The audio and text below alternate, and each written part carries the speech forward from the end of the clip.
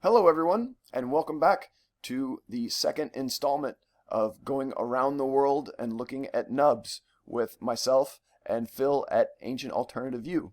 Phil, how are you doing today? I'm very well, thank you. Pleased to be here to do part two of our travels around the world looking at the nubs. I think that India will shock everyone at the not only the amount but the variation on the different temples that we've seen across our searches for India. Today we're Agreed. looking at Tamil Nadu, which is one of my favourite temples. I know that you love this one too. Me too, yes. It was one of the temples that brought me to look at an ancient stone nub language. And when I first saw this wall, I tried to apply Polybius's squares and Caesar shifts to the whole wall, to be quite honest with you, to see whether the nubs may be a language, which is why I recorded the stone nub language and looked at different temples and walls that showed the variations such as this. And as you can see, each block doesn't just have standardized nubs, they're in different positions Mm-hmm. within the wall. And also the columns and the facades at the top almost look to me as if they've been broken off and filled in I see that at the too. top of the columns. The missing parts of the lintels and the ragged edges on them. I see that too. Yeah, Yeah. these blocks And if you above. look as well in between it, yeah, it looks like it's been maybe repurposed at some point in time, like maybe a different generation of builder. Maybe the nub blocks were added in later on, that this was more of an open format. I can see that. It looks like some kind of colonnade, an open colonnade, and then maybe a secondary group of engineers came through and put up a wall, but because they wanted to portray a message, they needed the wall, so they've built this wall as a secondary addition to say their message, whatever the message might be. Absolutely, absolutely. And an application to using the Caesar shift and Polybius square, I must have tried two or three hundred different variations of that, but because I didn't have a key to prescribe it, I couldn't decipher the language, which I know you and I have been trying to do for many moons now. It's Right. the depth of the nubs that I find interesting. Some are what you and I have named as standardized nubs. There's some circular nubs as well. We'll show that on a photo in a minute. Right. And it seems to me that the nubs are very small within these blocks. They're almost like bricks we would use today. They're not huge like the Menkaure pyramid would be, for argument's sake, are they, Andrew? True. And yes, there is a little bit of a polygonal nature to some of the blocks. The courses aren't exactly straight. There's a little bit of an undulation going on. It seems to stop with these lighter colored blocks with the cruder fitment. There's no more polygonal nature to these at all. It's just stuck in however they could fit them. But there does seem to be some kind of at least slight polygonal nature to some of these sections, which from looking at all the sites we've looked at, whenever we see some polygonal blocks, we know that it's probably pretty old. I like to the far left-hand side of that image that there's Hmm. almost a section right over at the other side of the temple, at the left-hand side, that Hmm. hasn't got any nubs on at all, It completely which I stops. find very, very interesting. You're right. Yeah, yeah, and some of the blocks are coloured as well, like almost as if this entire front may have been maybe different colours at one point in time, but you get your singular ornate nubs to the far left-hand side. Very, very interesting that Hmm. they show different variations on one wall here. Hmm. But like we see in Peru, they are usually around doorways. So to see them clustered around the door like this, it's not unfamiliar to us. Yeah, I agree. South America shows different variations, doesn't it? We've looked at that on our last episode. I Hmm. find these nubs are very intricate, very small, very ornate in comparison to what we may see at Ollantay Tambo or Sachete Schwan, for argument's sake, or, you Hmm. know, it's a different set of nubs, maybe the same engineering capability, but a different set of builders, because we know this is a worldwide culture. We know this is a worldwide engineering phenomenon, but Yes. this wall does prescribe to me a language. we've got a better shot than that That's that right. we found from Google Earth, We've got that. and it shows in more detail and a higher resolution, in my opinion, Hmm. exactly this same wall, but from a different angle. And you can see the drain spouts almost give off on our other photo. They give off like almost like a shadow play, for argument's sake, which is what I used for Hmm. my Polybius is square and Caesar shift, Hmm. maybe as a start for a language. I know Chris Spinner and the Stone Nub language on Twitter, he applied the variation to look at the stars. I think it was Pleiades we looked at Hmm. on the Stone Nub language. Hmm. As you know, variation is key to knowing and understanding the nubs, isn't it, Andrew? It is, and I like the idea of the drain spouts being maybe like a sundial that could be the dial for them. We see over here on the right, we see another. It's not necessarily a drain spout because there's no groove in this one, but there's a very large protruding nub, maybe plonked in, maybe part of the block, hard to tell, but it looks like a focal point, right? And you can see the shadow coming off of it and how it could point to the nubs. I hadn't really noticed it before, but can you see how the roof has almost been raised at the top? And that shows nubs underneath it too. It's almost as I if see that that. wall was holding them up. Yeah, can you see? Mm-hmm. It's like the restoration work to the original temple was upheld by the nub engineers, if you like, almost showing kind of three different engineering, maybe eras. I could see that. Yes. Yeah. And maybe just a final repair at these missing parts at the tops of the doorways, the heavy traffic areas. But yeah, I Yeah. definitely see multiple eras of work here, and perhaps by completely, groups that are separated in time by maybe hundreds or thousands of years. I absolutely agree with that because if you look at India and Hinduism as a start point, then the blue class engineers or gods, so to speak, were at 3.75 million years ago. So maybe we have to look at a timeline expansion on further videos that I may do or you may do and incorporate the engineers on a larger span than what we are now because they're certainly not looked at a timeline as that old, are they? When we're finding this culture all over the world, That's right. you know. Yeah, there's a lot of conservative dating for these India temples, but if they have nubs on them and there are other nub sites that are supposedly very, very old, well, then I think that we need to reconsider the antiquity of some of these temples because the nub phenomenon stops at a certain point and we don't see them anymore after that.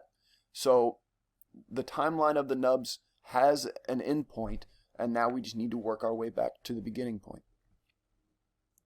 I absolutely agree with that. I think Dave at Utopia, he points at star alignment with these. The variations are very much key to what we've looked at. We know Ziggy Dan has looked at base stone nubs around India as well, Mm-hmm. and has been key to some of our research with reference to the nubs that we've been looking at. So thanks very much indeed to the team that we work with for Truly. helping us find variations and looking at different aspects towards the nubs. It's not just a Masonic tradition, especially later on, maybe certain instances may have been copied, but Mm-hmm. Mm-hmm. this temple in India does show earlier engineers using the nub skill for sure. I think so, and it's a very unabashed approach, right? Normally, there's only a few nubs down at the base or hidden in little pockets and corners. Here, they are pronounced on the wall, promoted, kind of like the Kori Concha wall, like we saw on the exterior of the Hierapolis Amphitheater in Denizli, Turkey. In certain places, they were very expressive with the nubs, and they showed them off. And there's very few examples, but the ones we do have, we see, like here, a full wall of nubs, which must signify something much more than just the simple Masonic stamp that we might be able to attribute to some of the more singular and ornate examples. Yes, those could be stamps or maker's marks, but this is much deeper than just a Mason's mark. It's too complex, and the patterning on it. Mm-hmm. Mm-hmm. I mean, where we showed the Athens Acropolis wall, Right, good example. certain commenters and people that we've spoken to gave the analogy that they could be for climbing, etc. But I Mm-hmm. think the Tamil Nadu wall signifies that that possibly couldn't be the case here, and does Not here, not in this seem more case. conducive to a language, in my opinion, than Yes. it does for that sort of reason. Yeah, yeah, I could see that in the Athens example just because of how pronounced and evenly distributed. And yes, they're good handholds, I guess, if you're going to want to climb it. Not here. These are very small, very shallow, very rounded, unnecessary for climbing. I don't see that example or that answer here. It's also the specific position on the block, Andrew. Some Mm-hmm. are to the far left, That's a good point. the top, some are at the bottom. Some they're just placed in such different areas on these smaller Like this blocks one. that, to me, the only thing could be a This one, yeah. language that it's portraying on the Tamil Nadu wall. That's And we find in India such different variations we'll look at that's along the way, great. like the singular ornate nubs we've found at different temples. Mm-hmm. But this wall specifically jumps out at me as a language, Andrew. Oh, I mean, absolutely. You see some of these clusterings and these shapes that they're making. They have to be significant. They have to be. There's a reason why they clustered them in the ways that they did, because there are blocks made by these same people by the same time period right next to the others without nubs on them. So, yes, we have to take that next step and say what's the deeper meaning, and I think we are looking at language here, encoded language of some kind. I really do like the shadow play idea because there are other examples in other high-tech ancient sites. What's that? Kia Rumiak in Peru, the ancient stone sundial carved into the boulder.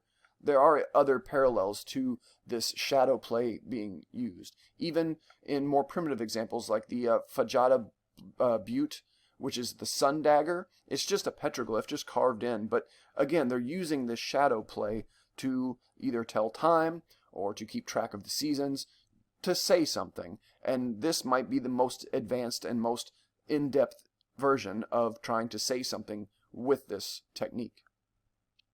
Absolutely agree. It can't be just down to a solstice marker either. Like maybe the hitching post of the sun could be talked about Good as that. example, right? You know, Mm-hmm. we can't say that about it here because the shadow play is pointing towards the nubs at a specific variation in language. It's got to be very advanced, and if Mm-hmm. it was just simply a clock, then we could be looking at a star alignment clock and specific star clusters like Pleiades, and whether it's pointing at times or a language Mm-hmm. or numbers, mathematics, is down to interpretation. I'd love to hear anyone else's views on that. I mean, if we go to the front of the temple Mm-hmm. and Yes. have a look, we can see that the entrance to the temple doesn't show that same variation. However, if you zoom in closely, you can actually see that the front of the temple does show more singular ornate nubs. We've got them on Mm-hmm. there. I mean, It does. why wouldn't it be covered like the side? Right. If Just a it few, was, just a few small isolated ones, and I think there yeah, was a couple absolutely. on the other side. Yeah, just a few isolated examples, but for the most part, the entrance is stark, and that's actually a departure from a temple we'll look at in the next episode, Brihadeeswara Temple, where that entrance is completely covered in nubs, just like the walls here at Tamil Nadu. Yeah, absolutely agree. I mean, just to see the singular ornate versions that we get on the doorways here. I mean, there's also bits that have been repurposed on the right hand side, but the Yeah. original parts of the temple that are showing at the front of this Tamil Let see Nadu here. temple, they're singular, they're ornate, and as you go through into the main temple itself, that's where we see the wall we were just looking at, which Mm-hmm. prescribes the language. But as you say, at the British Shwara Temple, the entire front of it is covered, and we'll look at that in our next episode, Andrew. I And agree. these singular ornate, look at the variation. You've got a circular. Why isn't the whole front of that covered if it was a standardized fixture, the nub phenomenon here? It would be everywhere, wouldn't it? I agree. So it Yeah, does prescribe that the Tamil Nadu wall is a language. Well, to me anyway. I think so, Phil. And we're just about out of time, and I think we've looked at a lot today, but that says it all. Those two walls, that wall and this wall, it's not uniform, but it's saying something. Okay, everyone, welcome back. We are going to continue where we left off last time, talking about nubs in India. And like we mentioned in the last episode, we are going to be talking about Brihadeeswara Temple, and this is spelled a few different ways, but Brihadeeswara or Swarar is the most common, and this site shows, like Tamil Nadu, shows some of the most intact walls of nubs. So I think we'll start here at the outside, and Phil, what do you think of the nubs on this exterior gate? Well, I think like when we looked at Tamil Nadu, this shows more of a language because of the variations that we see at the bottom of the temple. They're almost a very similar configuration, aren't they? Agreed. Than Tamil Nadu. Mm-hmm. And as you move up the temple, we see the more standardized version, much larger nubs, circular, but if you can notice, they're peppered all over the front of this building in different variations. Now, Tamil Nadu look repurposed to some degree, but this doesn't. It looks like it was the original build to me. It doesn't look like this was put together at a separate time. The bottom nubs show that you've got some in the left-hand corner, some at the bottom of the block, some in the middle of the block. Some and then missing. The variation changes as we move up. Don't you agree? Yeah, right. The block size does change. You have the, like you said, the larger, ornate, decorative blocks in between. But then, yeah, you have these smaller polygonal above and below, and the ones above, the facade columns, the pseudo columns, or whatever you'd like to call those. These are still original to the rest, contemporary with the rest of the structure. These column bits were not older and filled in later with blocks. This all looks done about the same time. Absolutely agree. And on the middle part, where you see the smaller nubs underneath, where you've got like the ×2 configurations and so on. I see that. Look at how small they are, very ornate, very small. And then you've got the larger nubs as well. So the variation across the front of the building is almost unrivaled, in my opinion. Although Tamil Nadu shows a fantastic wall where it could be a language. This wall here, or this front of this temple, should I say, the Brihadeeswara Temple, is definitely an advocate for this being a language or a communication of some sort. I think so. You say? Yeah, it's right on the front. It's presented to anyone who would enter. So, I mean, if you were going to write something on a temple, this is where you would do it. Absolutely agree. And if we take a look at an image as you would be walking through that, and what we would look at as you're going through, you can almost see, Andrew, when you go through the gate, look at the front of the temple again here. It's absolutely covered. And on my video on the Nub language, I look at the front of this. I've got a better photo. I prescribe and try and use the Polybius square and the Caesar shift yet again to try and maybe see whether they were prescribing a language. Now, again, here we can see that a lot of this isn't repurposed at all. This is original to the temple itself. Some curious things going on here. This looks plastered, maybe. I'm not sure. I don't see many joints here. No seams. Yeah. But yes, for the most part, I want to say this is all contemporary block work. And you can see on some of the blocks, they didn't actually, not onto the right-hand side where you set plaster, but on the left-hand side, they didn't have to do the nubs. It wasn't a necessity for them to do that. They haven't put them on every single one. And I noticed some are very shallow and some protrude more than others. Yes. And it's very much the same mineralogy of the stone that it's worked to. It's not different. No, this is the same as the stone. Absolutely, and they're standardized almost like you'd see in South America as well at Ollantay Tampa. That same shape. We'll zoom in real close so everyone can see it. That half round shape, the flat bottom, rounded top. We see several examples. You find that at the Bellevue Mausoleum, don't you? Bellevue, Coricancha, it's everywhere. Myra, Turkey, it's a lot of them there in Myra. Definitely. Definitely. And the shallowness of some of these. Right. With depth, I wonder.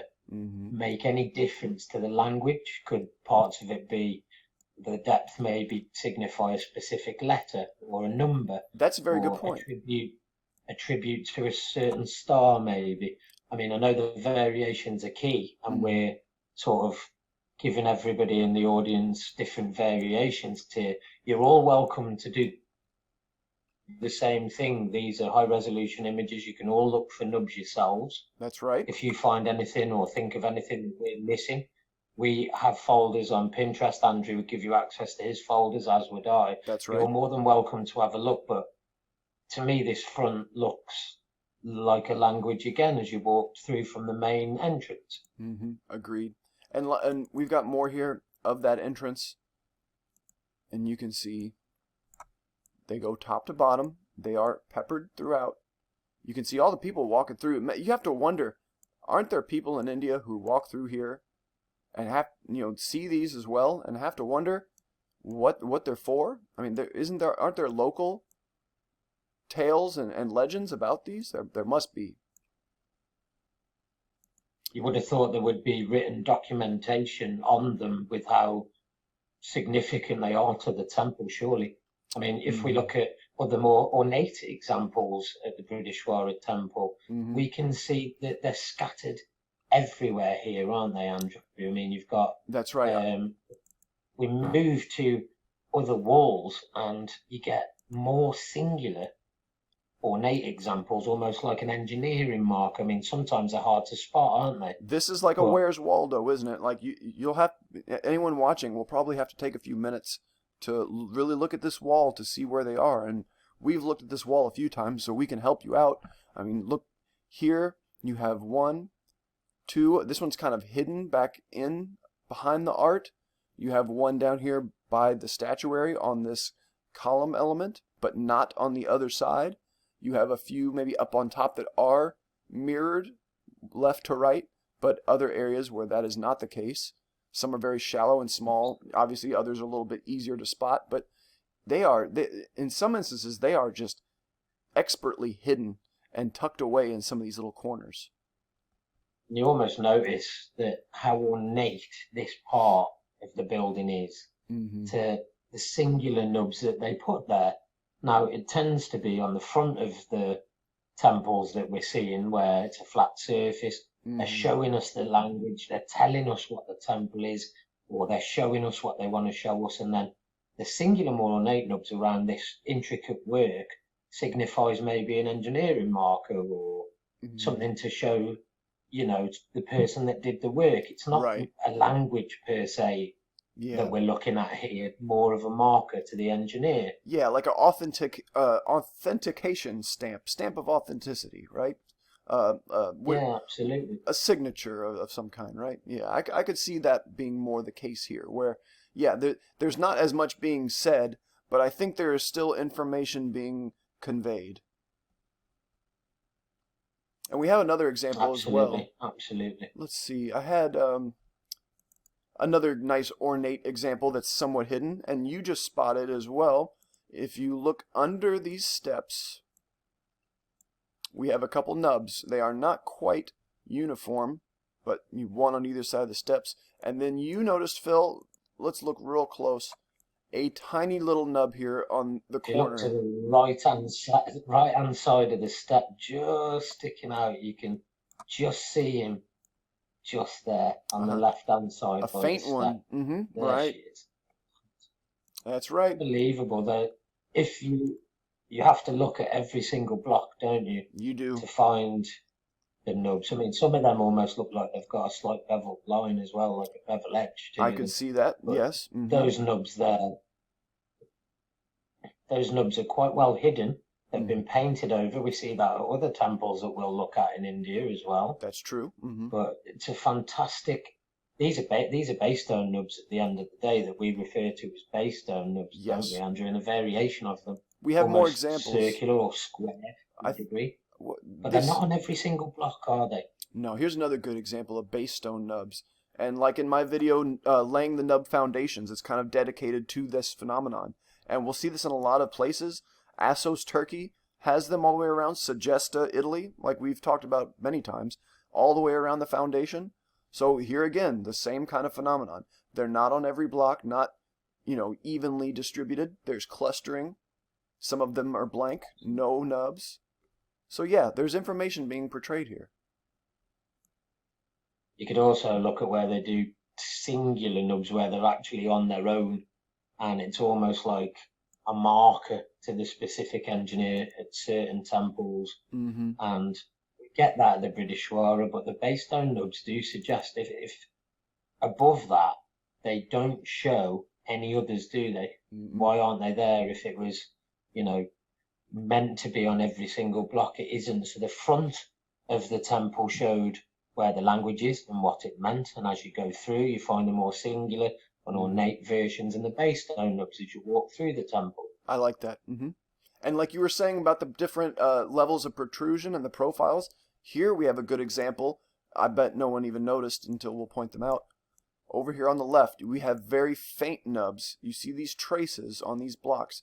These are nubs, but they are as shallow as they can be, right? They are almost flush with the block. So how do we interpret the different levels of protrusion, and what does it mean when they are very shallow versus very pronounced? To me, it's got to mean something along the lines of a language or a number communication or a specific marker to the engineer or builder that made them in this instance. Mm-hmm. But they're not on every single block, are they? No, a clear example here. On the other side, there's smooth surfaces, not even a hint or a trace. Maybe there's some blown out areas, inverted possibility, right? The inverted nubs. But no, it's not something that's as simple as a decoration or just a secondary byproduct of the block making process. That might be part of it, but that's not all of it. There's definitely more to it than that. Yeah, absolutely agree. It's one of the most fascinating temples, along with Tamil Nadu, that you and I have studied, which does prescribe a language and or an engineering mark. I mean, look at the base stone nubs here. Right. Mm-hmm. They're very ornate. Mm-hmm. They're very ornate. They're very small. Mm-hmm. Some instances they're like the standardized nubs that we see elsewhere, the semicircular with the square bottom. Mm-hmm. But they're base stone nubs, Andrew, and they don't go all the way up the temple. Whereas at the front of the British Shwara, it does prescribe that the engineers were very happy. They must have been working together, and look at the ornate masterpieces in India that we're looking at here. I mean, these were not just average engineers, were they? No. These were the nub engineers at their very best. I think this does show the best. I know we've got a couple of thank yous to make before we finish today. Yes, we do. I'd like to say and introduce Jamie Beth and the two girls that she has. They're budding nubologists. And welcome to the team, Jamie Beth, and a massive thank you to all of the team. You all know who you are for all the hard work that you put in. Agreed. I know you've got a specific thank you to say on behalf of us, Andrew, to somebody that works very hard alongside us. I do. We have to bring him up because Ziggy Dan, thank you very much, sir. You have the two best videos on nubs in India as of this moment. If you guys want a very quick overview of Brihadeeswara Temple, here you go. Part 1 and Part 2, no narration, nice short video set to music, quick cuts, shows you the evidence, probably better than we did today. You guys make up your own opinions on what you see, but Ziggy will give you the best look at the nubs at these temples. He's found the best angles and the most expressions and the most walls. It's some of the angles that he finds, some of the doorway nubs, some of the base stone nubs. It's phenomenal work. I have to put him up there with these two videos. He's done fantastically well. Very important. Been a pleasure. Been a pleasure working with him, and I suggest that everybody goes across and has a look at these videos and adds to their collection with them. Fantastic work, mate. Really well done. Yes, this is very much indeed for all that you've done for us. Agreed. Well, we will be referencing this for a long time. We're going to need these kind of reference videos. It helps prove our point very succinctly. It's the best way to do it. And we look forward to seeing you all again on our next video and our next temple expedition in India. Thank you, guys. Yep, thank you, Phil, and I will have all the links in the description, and look forward to more temples in India and elsewhere around the world. Thank you, guys.